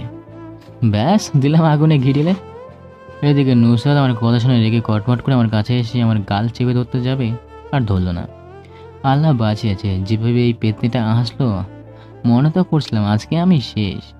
আমার কথা শুনে দেখলাম নুসরাত রাগে নাগিনদের মতো হচ্ছে। কুত্তা, আবারও বেঁচে গেলি শুধুমাত্র অসুস্থ হওয়ার কারণে, না হলে তোকে আমি কি যে করতাম তুই ভাবতেও পারতিস না। আর আমি পেতনি হলে তুই কি? হ্যাঁ, তুই তো বাঁদর, তোর 14 গোষ্ঠী বাঁদর, তোর বউ বাঁদর। ও মা, তাই বুঝি আমার বউ বাদর? হ্যাঁ হ্যাঁ হ্যাঁ, তোর বউ নুসরাত আর কোনো কথা বললো না। কি হলো আমার বউ? না, কিছু না। আমার বউ হচ্ছে একটা পরী, অনেক ভদ্র তবে একটু বদমেজাজি, অনেক সুন্দর তবে দেখতে একদম পেতনির মতো। সে অনেক রোমান্টিক, তবে ওই তবে কি? ওটা পরে জানালেও চলবে, এখন ক্ষুধা লাগছে, নাস্তা করে আসি। যাচ্ছি। আমার সাথে ফাজলামি করছো না? ভালো হও, তারপর দেখাবো মজা। একটু পর নুসরাত নাস্তা নিয়ে বিছানার পাশে এসে টেবিলে রাখলো। আমি বললাম, আমি ফ্রেশ হব, আমাকে একটু ওয়াশরুমে নিয়ে যাবে? তাই শুধু ফ্রেশ হবে নাকি 1-2ও করবা? না, শুধু ফ্রেশ হব। আচ্ছা, তাহলে তোমাকে বিছানায় বসাই। এটা বলে নুসরাত আমাকে বিছানায় ধরে বসালো। তুমি এখানে বসো, আমি ফ্রেশ হওয়ার জন্য সব জিনিসপত্র আনছি। এইদিকে আমি দেখছি নুসরাত পিছনে হাত দিয়ে রেখে আমার দিকে আসছে। নুসরাত কাছে আসতেই, পিছনে কি? তোমার ব্রাশ। ওটা তো পিছনে রাখলে, দাও আমি ব্রাশ করি। না, আমি তোমাকে ব্রাশ করিয়ে দেব, তবে চোখ বন্ধ করে রাখতে হবে। আর আমি যতক্ষণ না বলবো ততক্ষণে তুমি চোখ খুলতে পারবে না। এইদিকে আমি তো পুরো মহা খুশি, আমার বউ আমাকে আদর করে বলছে আমাকে নিজেই ব্রাশ করিয়ে দেবে। তাহলে কি আমি কি আর না করতে পারি? তাই আমি সাথে সাথে চোখ বন্ধ করে বললাম, দাও ব্রাশ করিয়ে দাও। তারপর নুসরাত একটা শয়তানের হাসি দিয়ে আমার সুন্দর মুখে ভাবে ব্রাশ করে দিল। এই যে মহারাজা, এবার মুখ খুলতে পারেন। আর আমি মুখ খুলে যেটা দেখলাম ওটা দেখার জন্য আমি মোটেও প্রস্তুত ছিলাম না। এর জন্য তো বলি, নারীরা ছলনা না, বড় ছলনা। শালি থু, আমার মুখে আদর করার বলে ব্রাশ করিয়ে দিল। ছি, আমি চোখ খুলে দেখলাম নুসরাত যে ব্রাশটা দিয়ে আমাকে ব্রাশ করে দিচ্ছে ওটা আমার না। এদিকে নুসরাত আমার চোখের সামনে ব্রাশ ধরে হাসছে। কি হলো, ভেবে হাসছো কেন? আর এই ব্রাশটাই বেকার। আমার ব্রাশ? ও, তোমার কি? এটা তোমারই, তাহলে আমারটা কই যেটা আমি ব্রাশ করছিলাম? তুমি এটা দিয়ে ব্রাশ করছো শুনে তোমারটাও তো জায়গা আছে। কি? হোয়াট? থু। এইবার বুঝো মজা, আমাকে পেতনি বলা, তাই না? কেমন লাগে এই পেতনির ব্রাশ দিয়ে দাঁত পরিষ্কার করতে? ভূতনি, আজ বেঁচে গিয়েছো অসুস্থ বলে, নাহলে কি যে করতাম না। তুই কিন্তু কিছু করতে পারবি না, তোর মুখ ধোয়ার অনেক কাজ আছে। তারপর আর কিছু বললাম না, না ভেবে ভালোভাবে পরিষ্কার করে কুলুকুলি করে তারপর মুখ ধুয়ে দিলাম। ছি, ওয়াক, আমার ভাবতেই কেমন জানি বমি আসছে। আমি নাকি ছি। হয়েছে, আর ঢং করতে হবে না। বউ এসে ব্রাশ দিয়ে দাঁত মাজালে ভালোবাসা বাড়ে। ও মা, তাই বুঝি? হুম। আচ্ছা, এইবার খাইয়ে দাও, অনেক ক্ষুধা লাগছে। দিচ্ছি। তারপর নুসরাত আমাকে খাইয়ে দিল। আমি খাওয়া দাওয়া শেষ করে ওষুধ খেয়ে আমি ফোন নিয়ে একটু বসলাম। নুসরাত চলে গেল প্লেট নিয়ে। আমি ফোন টিপছি, এমন সময় খেয়াল করলাম আমার রুমে কেউ প্রবেশ করছে। আমি ফোন রেখে চোখ সরিয়ে তাকিয়ে দেখি আব্বু, ভাইয়া, ছোট আব্বু সবাই আমার রুমের দিকে ঢুকছে। তাদের দেখে আমি ফোন পাশে রেখে আম্মুকে বললাম, আম্মু কি ব্যাপার সবাই একসাথে? তখন আব্বু আমার পাশে এসে বলল, বাবা আমি তোর সাথে যা করেছি একদম ঠিক করিনি। আসলে রাগের মাথায় কি বলেছিলাম মাথায় ধরেনি। না না, আমি ঠিক আছি, আপনি ঠিকই কাজ করেছেন। আমার মতো কুলাঙ্গার কি কারো সন্তান হওয়ার যোগ্য? বাবা এমন কিছু বলিস না, আমার যে অনেক করে কষ্ট হচ্ছে, প্লিজ বাবা আমাকে মাফ করে দে।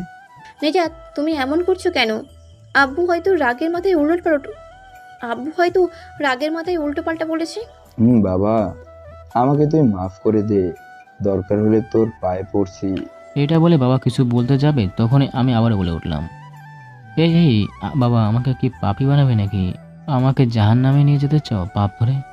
দেখো, তোমরা কোনো ভুল করোনি, হয়তো বুঝতে একটু ভুল হয়েছে, তবে তোমাদের উদ্দেশ্য হলো ছেলে মেয়েকে ভালোভাবে তোমাদের উদ্দেশ্য হচ্ছে ছেলে মেয়েকে ভালো পরিবারে সুখে থাকুক, ভালো থাকুক। তোমার উপর আমার কোনো অভিযোগ নেই, আর আমার কাছে ক্ষমা চাইতে হবে না, ক্ষমা চাওয়ার কোনো প্রয়োজন নেই। দরকার হলে আমাকেই তুমি ক্ষমা করে দিও, কারণ আমার জন্য তুমি অনেক কষ্ট পেয়েছো। আমার কথা শুনে বাবা অনেক খুশি হয়ে গেল, আর খুশিতে আমাকে জড়িয়ে ধরতে গেল, কিন্তু আমাকে আর জড়িয়ে ধরতে পারলো না, তাই আমার কপালে একটা চুমু দিয়ে বলল। তারপর ভাইয়া বলল, ভাই আমার, আমি না বুঝে তোকে মেরেছি, এর জন্য সরি।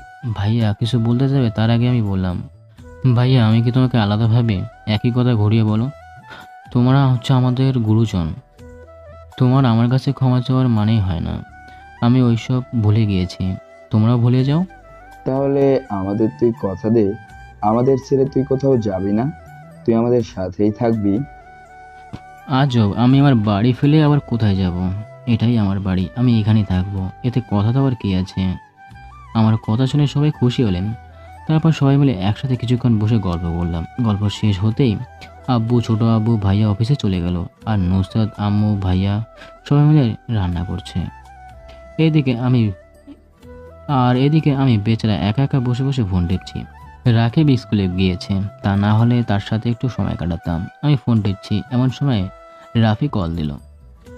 রাফি বল। দোস্ত, তোকে যে বাইক করে মারার চেষ্টা করেছিল সে বাইকের নাম্বার সিসিটিভি থেকে নিয়েছি। কিন্তু কিভাবে? তুই যেখানে দাঁড়িয়েছিলি পিছনে দোকানে একটা সিসি ক্যামেরা ছিল। ও আচ্ছা, তোরা নাম্বারটা রেখে দে, কিছু করার দরকার নেই, আমি ভালো হয়ে যাব তারপর দেখছি। তোরা এখন আমাদের কাজে মন দে, তাড়াতাড়ি ওই খানকে ধরতে হবে। তুই ঠিক বলেছিস। তারপর ফোনটা কেটে দিয়ে আবারও ফোন টিপতে লাগলাম। এইভাবে চলে গেল 15 দিন। আমি এখন মোটামুটি সুস্থ। এত তাড়াতাড়ি সুস্থ হওয়ার পিছনে আমার বউয়ের অবদান। সারাদিন আমার সাথে ফাজলামি করবে, ঝগড়া করবে, আর আমাকে খেয়াল রাখবে। অনেক দিন হয়ে গেল কলেজে যাওয়া হয় না। যেহেতু সুস্থ হয়ে গেছি তাই কলেজে যাওয়ার জন্য রেডি হলাম।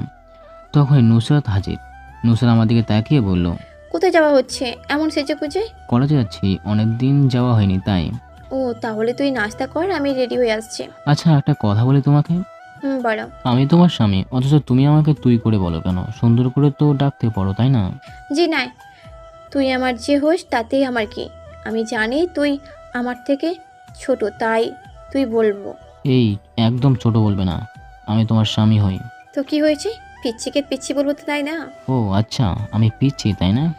পিচ্ছি তুই। তারপর আমি নুসরাত দিকে তাকে একটা মুচকি হাসি দিয়ে বললাম, যেহেতু আমি পিচ্ছি সেহেতু একটু আদর দেখে দেই যে এই পিচ্ছিটা কি করতে পারে। এটা বলে এক পা করে নুসরাতের দিকে যেতে লাগলাম। এদিকে নুসরাত আমার এমন আশা থেকে কিছু বলতে যাবে না বলে দাঁড়িয়ে আছে। সে হয়তো দেখতে যাচ্ছে আমি কি করতে পারি। এদিকে নুসরাত বলে উঠল, এমন ভিলের মতো আসলি আমি ভয় পাবো? এটা তুই ভাবলি কি করে? আমিও দেখি তুই কি করতে পারিস আর আমার কাছে। ও মান, তাই বুঝি? এটা বলে নুসরাতের কাছে গিয়ে সে কিছু বুঝে ওঠার আগে তার কোমর জড়িয়ে ধরে একটা টান মেরে আমার কাছে নিয়ে আসলাম। ওই বাঁদর কুত্তা, আমাকে ছাড় বলছি। না, ছাড়বো না। তুমি বলছো আমি কি করতে পারি, এটাই আমি তোমাকে এখন দেখাবো। আমার কথা শুনে নুসরাত কাঁপা কাঁপা গলায় বলল, দেখো ভালো হবে না কিন্তু, দূরে সরো আমার থেকে। তা বৌজান, তুমি বলছো তুমি নাকি ভয় পাও না, তাহলে আমাকে দূরে সরাতে বলছো কেন? নুসরাত আমার চোখের চাউনি দেখে বলল, আমি নুসরাত আর কিছু বলতে পারলো না। তার আগেই আমি নুসরাতের কাঁপা কাঁপা ঠোঁট দুটো আমি আমার নিজের দখলে নিলাম। এতক্ষণ নুসরাত নিজেকে ছাড়ানোর চেষ্টা করলেও নুসরাতের এখন এই মুহূর্তে কিছুই করছে না। সে নীরবতার মতো উপভোগ করছে, সে আমার সাথে রেসপন্স করছে। কিছুক্ষণ পর আমি নুসরাতকে ছেড়ে দিলাম। এখন দুজনে হাঁপাতে লাগলাম।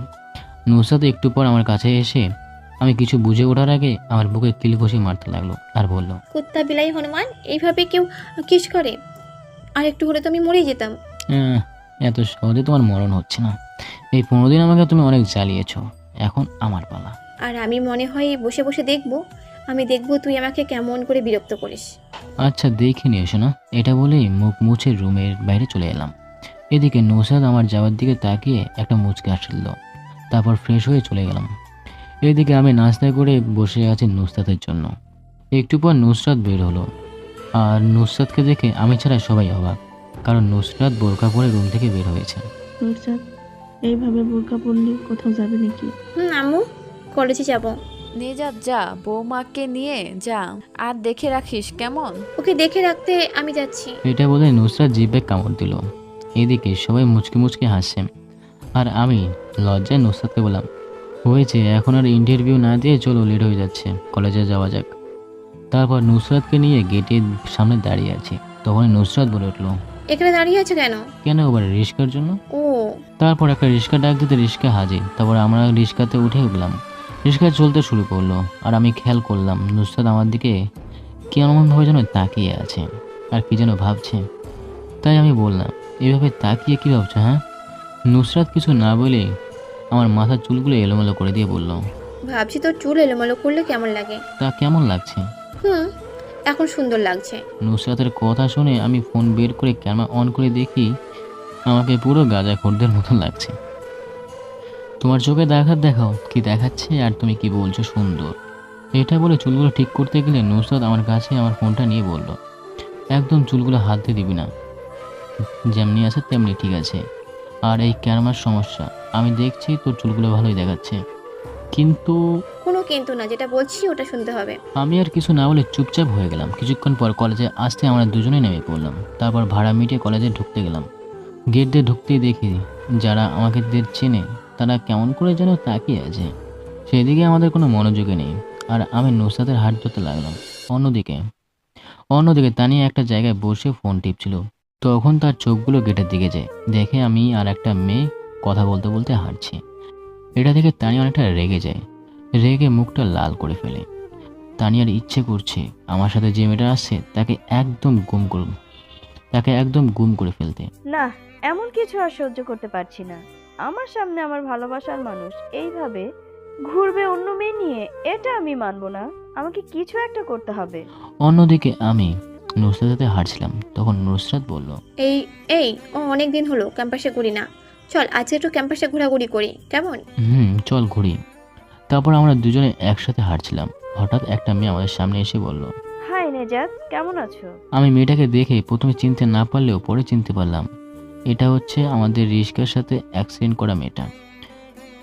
আমাকে চুপ থাকা দেখে তানিয়া বলে উঠল, আমাকে চিনতে পারোনি? আমি তানিয়া, ওই যে আমাকে হসপিটালে নিয়ে গিয়েছিলে, আমি সেই মেয়ে। ও, এইবার চিনলাম। তা কেমন আছেন আপনি? জি ভালো, তুমি কেমন আছো? এদিকে নুসরাত এসব দেখলো, ভিতরে ভিতরে রাখলো, কিছু বলতে পারছে না। জি আলহামদুলিল্লাহ। তাই এই আপুটা কি সেই আপুটা? তোমার চাচাতো বোনটা না? আমি তানিয়ার কথা শুনে নুসরাত দিকে তাকালাম। এদিকে নুসরাত মনে মনে বলল, কুত্তা, এইবার কি বলবি বল। আমি নুসরাতের দিকে তাকিয়ে একটা হাসকি দিয়ে বললাম, এটা হচ্ছে আমার চাচাতো বোন। এই কথা শুনে দেখলাম নুসরাত অনেক রেগে গেল। তার চোখে দেখলে বোঝা যাচ্ছে সে কি পরিমাণে রেগে গেছে। এটা দেখে আমি মনে মনে বললাম, এইবার নাও ঠালা সামলাও। সেদিন তো নিজেই বলছিল বাইরে কেউ যাতে আমাদের সম্পর্কের বিষয়ে জানতে না পারে, এখন এতে রাগ করার দেখানোর কী বা আছে। এদিকে তানিয়াও বুঝতে পারছে নুসরাত রেগে গিয়েছে, আর তা কেমন জানি দেখাচ্ছে। তা আপু, আপনার নাম কি? নুসরাত। ওর নাম হচ্ছে নুসরাত, আমার 2 ইয়ার সিনিয়র, বুঝলে? বুঝলাম। এদিকে নুসরাত এবার বলে উঠলো, এই মেয়ে, তোমার কথা বলা হয়েছে। জি না, হ্যাঁ আপু। তাহলে এইবার যাও, যেতে বলেছি না? নুসরাতের কথা শুনে তানিয়া একটা মুচকি হাসি দিয়ে চলে গেল। এদিকে নুসরাত আমাকে বলল, আমি তোর কি লাগি এইবার বল। বউ লাগালো, এতে কোনো সন্দেহ? তাহলে এই মেয়ের সামনে বোন বললি কেন? এটা তোমার জন্য বলেছি। মনে করো একদিন তুমি আমাকে কি বলেছো? কি বলেছো? আমাদের সম্পর্কের কথা কেউ যেন জানতে না পারে, তাই এটা বলেছি। আমার মুখের এমন কথা শুনে নুসরাত দাঁত কটমট করে শক্ত করে চোখ দুটো বন্ধ করে কিছুক্ষণের জন্য রাখলো। হয়তোবা তার ভুলের কারণে এমনটা হয়েছে। তারপর সে তার নিজের রাগটাকে কন্ট্রোল করলো। কিছুক্ষণ পর নুসরাত চোখ খুলে শান্ত গলায় বলল, জি গিয়েছে। কিন্তু তুমি এইসব কেন বলছো? তুমি তো আমাকে স্বামী হিসেবে মানো না। ছোট আমি যা। এটা বলার আগে নুসরাত আমার জামার কলার ধরে ফেললো আর বলল। আমি নুসরাতের এমন কথা শুনে মাথা নাড়িয়ে হ্যাঁ বললাম। আমি দাঁড়িয়ে আছি আর নুসরাতের যাওয়ার দিকে তাকিয়ে আছি। তখন নুসরাত থেমে আবারও বলল। এটা বলে নুসরাত চলে গেল। এদিকে আমি তার যাওয়ার দিকে তাকিয়ে একটা মুচকি হাসি দিয়ে চলে আসলাম আমাদের বন্ধুদের কাছে। দোস্ত, কেমন আছিস তোরা? ভালো, তবে তোর মতো না রে। বুঝলাম না। আসি, ভালো থাকিস। আমাদের তো আর আমি কেমন আছি সেটা করলে তারপর বুঝবি। তা কেমন খবর? বউ নেই, তাই তোর মতো ভালো নেই। খুলে বল। দোস্ত, তোকে যারা মারতে চেয়েছে তাদের পুরো ইতিহাস আমাদের কাছে এখন। এই শহরে তাদের একটা পুরো গ্যাং আছে, তাদের লিডারের নাম জসিম। তারা এই শহরের মোটামুটি সব অপরাধে জড়িত। তা এদের পুলিশ কিছু করে না? আরে তুই এই দেশের পুলিশ নিয়ে পড়ে আছিস, এরা সব পেটুক, টাকা দিলে ছেড়ে দেয়। তা অনেকদিন ধরে হাত চুলকায়, আজ তাহলে হয়ে যাক। তুই বললে হবে? আর ওই দিকের কি খবর? তোকে আমি মেল করে পাঠাবো। ওকে। তারপর কিছুক্ষণ আড্ডা দিয়ে ক্লাসরুমে চলে আসলাম। অন্যদিকে আব্বু তার কেবিনে বসে কাজ করছিলেন। হঠাৎ কেউ একজন বলে উঠল, আসতে পারি? আব্বু তার কাজ বাদ দিয়ে দরজার দিকে তাকিয়ে দেখলেন যে এমপি রিজিব রহমান। আরে রিজভি যে, আমার কেবিনে আসতে অনুমতি লাগে নাকি? আয় বস। তারপর রিজিব রহমান একটা মুচকি হাসি দিয়ে কেবিনে ঢুকলেন এবং চেয়ারে বসলেন। তারপর আব্বু পিয়নকে ডেকে কিছু নাস্তা আনতে বলল।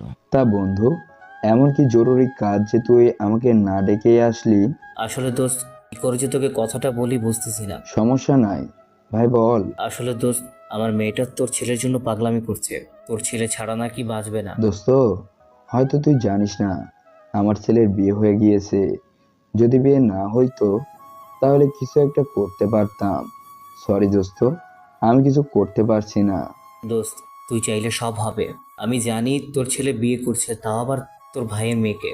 আর এটাও জানি এই বিয়েতে তোর মত নাই। ভাই, তুই চাইলে তোদের... ব্যাস, অতটুকুতেই থাম। তুই কি করে ভাবলি আমি তোর মেয়ের জন্য আমার ছেলের সংসার ভাঙবো? তুই নিজেরটাই ভাবলি।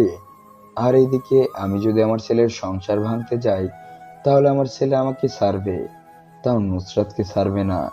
তাই বলছি, এমন কুবুদ্ধি নিয়ে আর কখনোই আমার কাছে আসবে না রিজভি।